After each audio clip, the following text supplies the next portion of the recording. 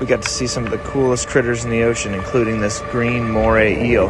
He was free swimming. It's very rare to see him just swimming around like that. And this guy, bam! And these fish are invasive, and that's why we're taking them out. They don't belong on this side of the world. But first, I want to show you guys something really neat.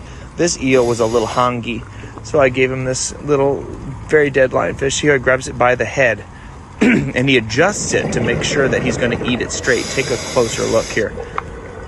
He's over here, and he's kind of sucking it down. He's playing to make sure those spines are sticking out, so he wants to make sure. So he takes it in a little bit, and then barfs it back up for a second, and then sucks it right back down. There it goes, back out, and adjusts a little bit and swallows it. If he were to swallow it backwards, which he's, a little too smart to do, it would actually cause a big problem. Some of those spines could get stuck into his throat, and once they're stuck in there, they cause a lot of pain. This is a black grouper. It's a pretty rare sight these days because they've been killed off quite a bit by people who want to eat black grouper.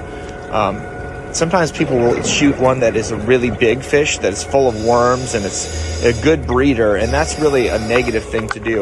Look at that sponge, so pretty.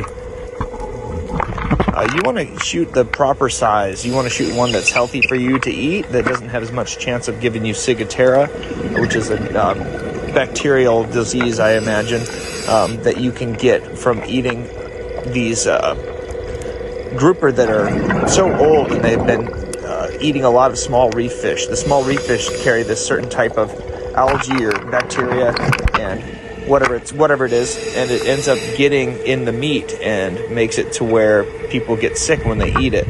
And the bigger the fish, the worse it is with the ciguatera. So you want to go ahead and get ones that are smaller. The bigger ones tend to breed a lot, so you don't want to sit here and kill the breeder. You want to kill the younger fish, but sometimes people like big fish regardless. This is a spawning barrel sponge coming up.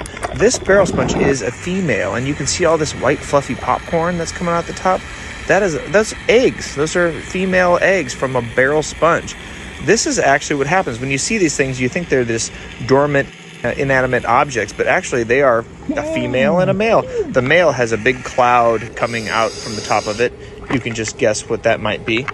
But these guys will have certain times where they'll spawn, and so much spawn will be in the water, the gametes, that it will be kind of cloudy and hard to see when you're... This is a gorgeous little reef right here.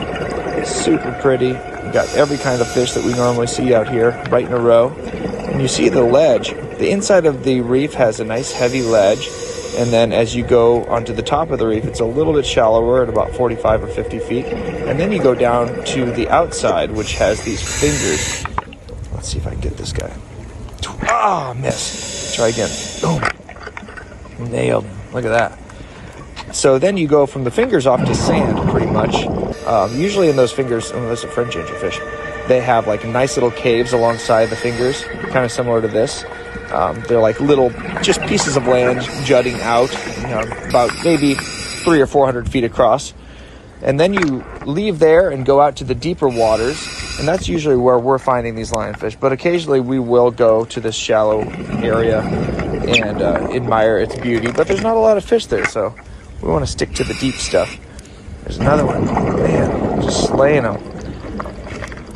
Oh, see that one? He actually got out. Oh, geez. I had to go actually shoot him again. Here's the second shot. That one was a successful shot. Sometimes they are able to escape, and sometimes you miss them all together. You're not going to kill every single fish you come across. You can try all you want, but sometimes it doesn't happen. Those yellow fish with the black and white stripes on the face are called fork fish. That guy went in pretty smooth.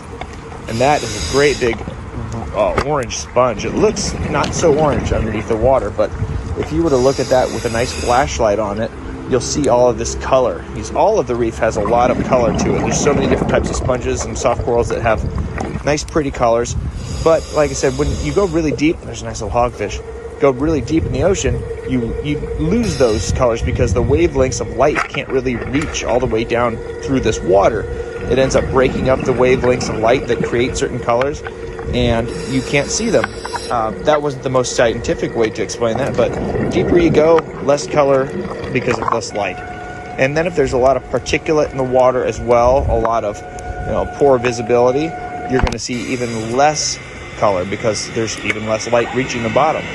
So the shallower you are, the more color you're going to see. Those are different types of soft coral like sea fans, which are pretty cool looking. There's another black grouper. Look at that guy. Chunky monkey. Very rare to see two in one day. Sometimes I'll go months without seeing them. This is the big beast. The Goliath grouper, showing us where he lives right here. I've seen a couple of these guys lately on the reef, which is really awesome. Usually you only see them on shipwrecks. There's a nurse shark hiding in that hole. Well, thanks a lot, guys. We'll end this with a nice little sock puppet. Thank you guys so much for the donations and watching our videos and following us and liking and all that jazz. Thank you.